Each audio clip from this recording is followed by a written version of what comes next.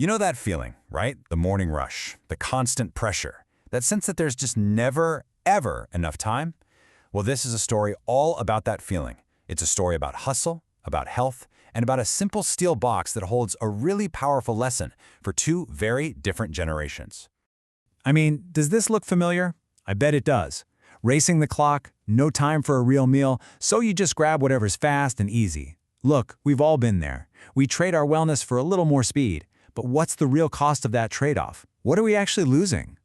So, at the very heart of this story, we've got a clash of two different worlds, and it's all symbolized by two very different lunchboxes.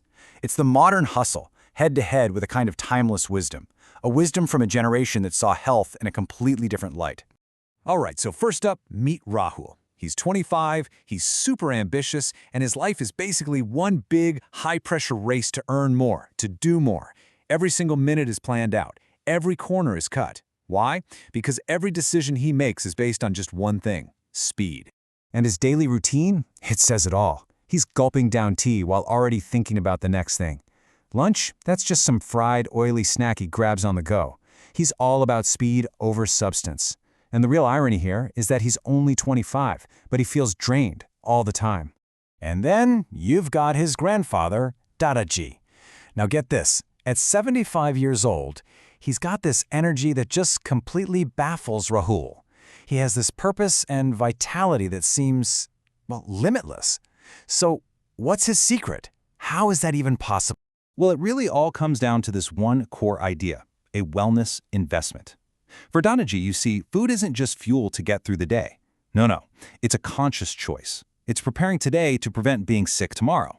It's not an afterthought, it's an investment in his future. And this idea, this philosophy, it plays out in his daily ritual. There is absolutely no rushing here. It's this calm, mindful process of preparing fresh, healthy food, things like sprouts and fruit, and then he carefully packs it all into a steel tiffin, which is really a symbol of his commitment. Every single step is done with intention. So, this all leads us to the moment of truth, the moment where these two worlds finally collide. It's lunchtime. Rahul starts unwrapping his greasy snack just as his grandfather opens that simple steel tiffin. Right there you have it, two generations, two totally different lunches, and one incredibly powerful lesson that's about to hit home. And, I mean, just look at the contrast. It's stark. Rahul's fried food leads to drained energy. It's a daily cost to his well-being. Dadaji's fresh tiffin, that results in lasting vitality, a lifelong investment. The difference? Wow, it couldn't be clearer. It's right then, as Dadaji opens his lunch, that he shares this simple piece of wisdom with Rahul. He just says, treat your body as a home that must be kept clean. And in that one sentence, for Rahul, everything just clicks. You can just imagine it. Rahul's looking at his oily bag of junk food next to his grandfather's nourishing meal, and he feels this pang of shame. But that feeling, it quickly turns into something else entirely: motivation. It was the spark. He finally realized he'd been treating his own home so poorly. And this is exactly where the story stops being just about them and starts being about all of us. It's about making a shift in how we think. It's about seeing healthy choices not as some inconvenient cost, but as the highest value investment we could possibly make in ourselves.